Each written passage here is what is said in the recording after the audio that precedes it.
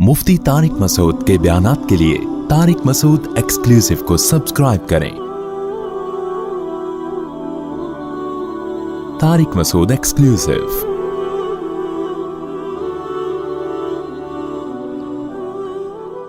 मेरा मसला गोल्ड का है। तकरीबन 17-18 साल से मेरे पास सोना पड़ा हुआ है। तकरीबन 3.5 तोला। उस पर ज़कात है या नहीं? अगर 3.5 तोले सोने के अलावा 1 रुपया भी आपके पास मौजूद था तो फिर सोने का निसाब नहीं बनता। फिर दोनों को मर्ज किया जाता है, दोनों की वैल्यू को। फिर 52.5 तोला चांदी का हिसाब होता है। तो 3.5 तोला सोना जो है ये 52.5 तोला चांदी की वैल्यू से ज़्यादा होता है, तो इसलिए इस पर ज़कात होगी। 7.5 तोले पर उस वक्त ज़कात होती है जब आपके पास 7.5 तोले सोने के अलावा कुछ भी ना हो। 1 रुपया भी आपके पास आ गया ना तो फिर दोनों को मर्ज करके उनकी वैल्यू निकाली जाती है। फिर वैल्यू पे ज़कात होती है, गोल्ड पे नहीं होती। फिर वैल्यू है उसकी, और वैल्यू में चांदी की वैल्यू देखी जाती है जो 52.5 तोला चांदी। तकरीबन हर महीने 1000 या 150-1500 रुपए शोहर देता है जो ज़रूरी चीज़ें लेने में पहले से खत्म।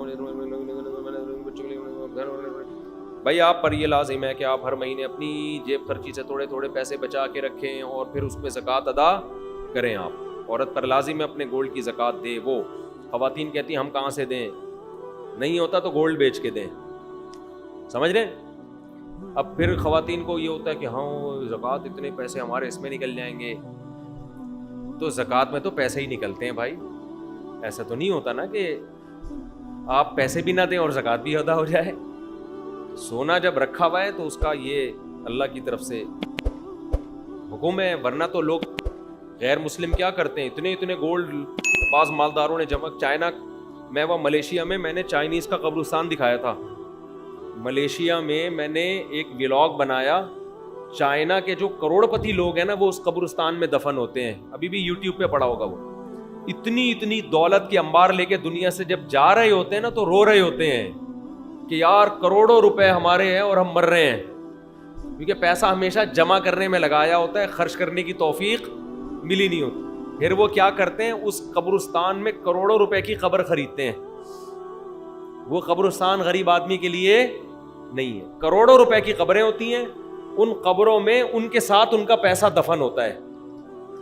ये मैंने पूरा व्लॉग बना के डाला था कि देख लो इबरत की आंखें, कि अगर दुनिया में पैसे से, इस गोल्ड से मोहब्बत ख़त्म नहीं की ना तो ये मरते हुए खत्म। अभी जो पूरा बयान यही चल रहा था ना, ये फिर मरते हुए ख़त्म नहीं होती। फिर मरते हुए दिल चाहता है कब्र में ले जाऊं मैं किसी तरह। तो अब बहरिया टाउन का प्लॉट तो कब्र में ले जा नहीं सकता, तो वो कहते हैं बेच के पैसा ले जाऊं मैं। तो पैसे में क्या है कि वो फिर वहाँ लोगों ने गड़बड़े शुरू कर दी। जब इतना इतना पैसा दफन होता मैयत के साथ तो चोर डाकू सुरंग बना बना के कब्रों से पैसा निकाल के ले जाते। फिर वहाँ कब्रिस्तान की मैनेजमेंट ने ये किया, क्योंकि वो तो कब्रिस्तान वालों का बिजनेस है। उन्होंने कहा भाई ये महंगे, ये बेहतरीन बिजनेस बताया मैंने आपको। जगह खरीदें, बोले इसमें सिर्फ मालदार लोग दफन होंगे, कब्र इतने की है, वीआईपी कब्र। और उसमें जनाब डॉक्टर आमिर लियाकत का एक कब्रिस्तान में बयान करवा दें आप शब बरात के मौके पे, ठीक है ना? तो फिर देखो उस कब्र की वैल्यू देखो कितनी होगी। तो दबा के बिकेगा वो, तो कब्रें बिकेंगी ना, और आप बैठे बैठे करोड़पति बन जाओगे। खुद गरीब में दफन हो जाओ, गरीबों के कब्रिस्तान में। कब्रें तो अंदर से एक ही ऐसी होती हैं, चाहे मालदार की हो या गरीब की हो, अंदर से हिसाब में कोई फर्क नहीं है। तो आपने वो, मैंने वहाँ ब्लॉग बनाया। अब क्या है कि वहाँ चोरों ने वो करेंसियाँ निकालना शुरू कर दी।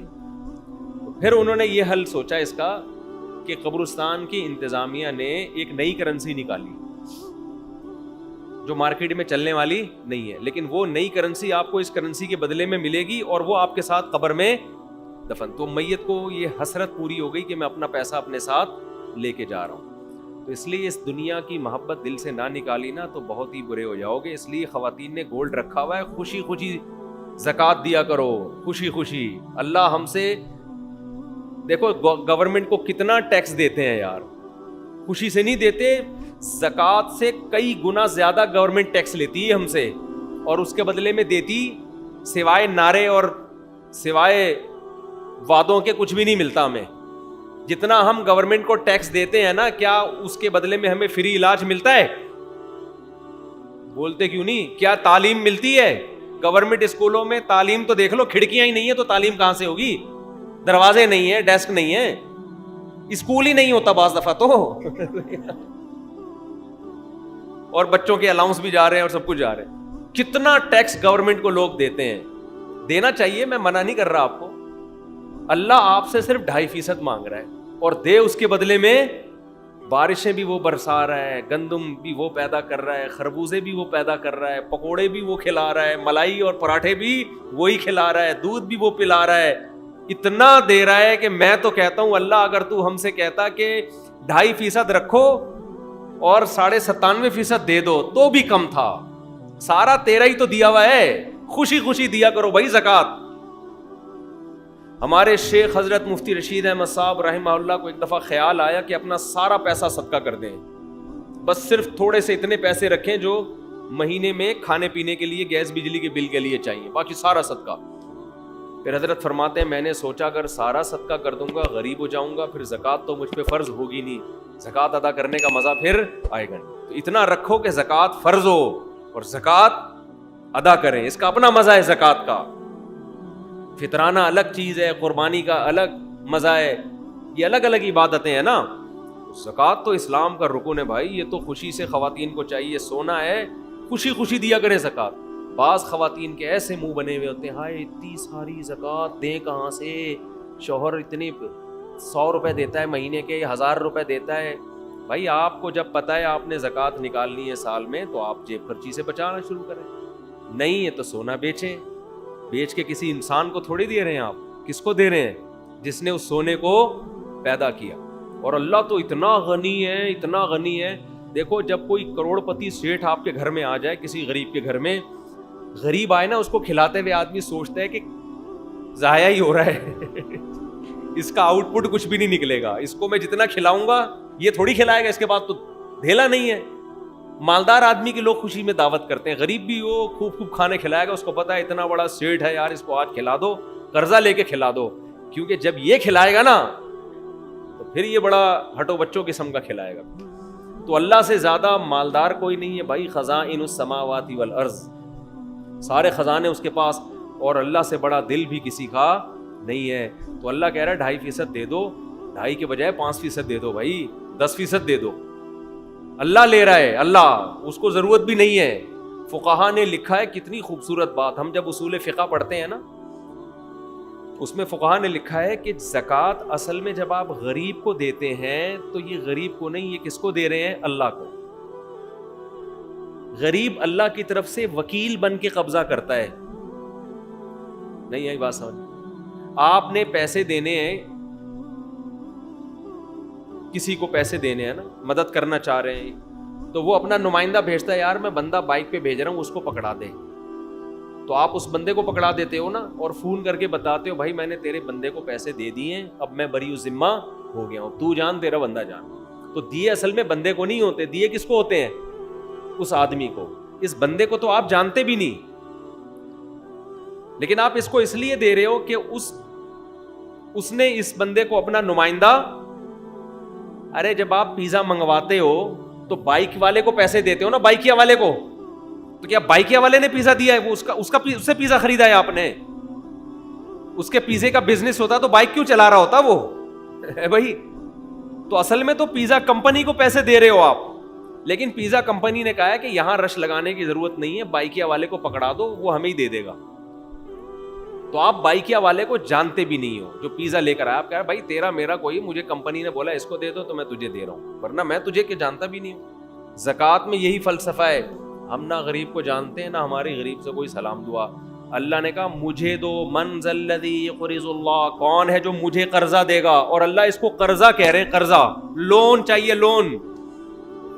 ارے کوئی محلے کا سیٹھ یا ناظم آ کے آپ سے لون مانگے, آپ کے سر پوری دکان آپ کی خدمت میں حاضر ہے. نہیں یار سمجھ میں تو رہنے دو بھائی. آپ کو پتا ہے یار سیٹھ آدمی لون لے رہا ہے, یہ تو بھاگے گا بھی نہیں, اس کے لیے ان کی کیا ویلیو ہے, بڑھ چڑھ کے دو گے. بعض دفعہ سیٹھ گھر میں بٹوا بھول کے آ جاتا ہے, پیٹرول پمپ پہ کوئی آدمی گیا لینڈ کروزر لے کے پیٹرول ڈلوا رہا ہے, رکشے والا جائے گا نا, رکشے والا, پیٹرول پمپ والا فری میں نہیں دے گا اس کو پتا ہے اگر فری میں ڈال دیا نا یہ واپس پیسے کبھی بھی نہیں دے گا, یہ بھاگ جائے گا. لیکن اگر کوئی علاقے کا ناظم کوئی لینڈ کروزر میں جا رہا ہے, کوئی جناب کوئی بڑی گاڑی میں جا رہا ہے, جیب میں پیسے بھول گیا, پیٹرول پمپ والا کہے گا سر آپ کوئی پیسوں کی فکر نہ کریں, اس کو پتہ ہے یہ اتنا مالدار آدمی یہ پیسے لے کے کہاں بھاگے گا, بلکہ اس سے میرے تعلقات اور اچھے ہو جائیں گے. یہی ہوگا نا, اور اچھے تعلقات ہو جائیں گے. تو اللہ بھائی ہمارے پیسے لے کے بھاگے گا بھی نہیں, معاذ اللہ, نقل کفر نہ باشد. اور اللہ کو ہمارے پیسوں کی ضرورت بھی بالکل بھی نہیں ہے. تو اللہ نے کہا کہ مجھے کون ہے جو قرضہ دے گا, اور اللہ نے بتا دیا میں بڑھا کے واپس کروں گا اس کو. یہ قرضہ میں بڑھا کے, سودی لین دین اللہ سے جائز ہے. اللہ نے اپنے اور بندوں کے لیے سود کو حلال رکھا ہوا ہے, آپس میں سود کو کیا کر دیا ہے, حرام. اللہ نے کہا میرے سے, اور بڑھاؤں گا بھی, تھوڑا سود نہیں لگاؤں گا, بڑھاتا چلا جاؤں گا اس کو میں. تو اس میں تو انسان کو چاہیے دل کھول کے دے.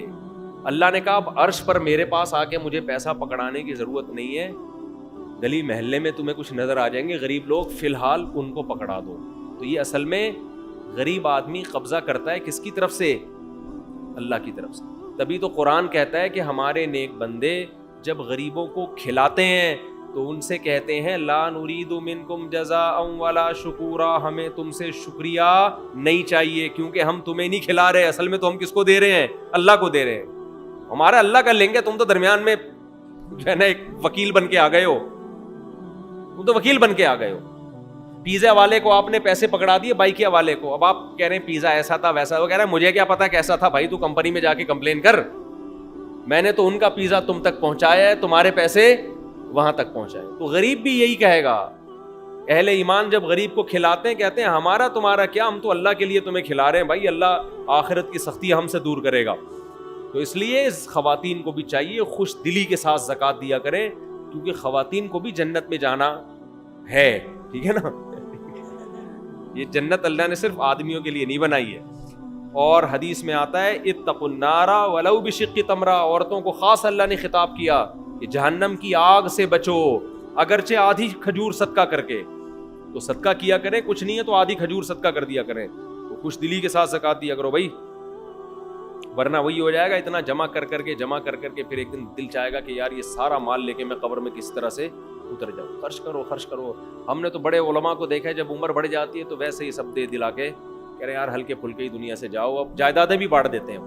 لیکن میں آپ کو مشورہ دیتا ہوں پورا مال کبھی بھی نہ بانٹنا, اولاد آج کل بگڑ جاتی ہے. بعض لوگوں نے دل بڑا کر کے سب کچھ بچوں کو بانٹ دیا, جس دن بچوں کو سب کچھ مل گیا اس دن بچوں نے باپ کو ابا سمجھنا چھوڑ. یہ ایسے کیسز سامنے آئے ہیں تو کچھ چیزیں تجربے کی ہوتی ہیں.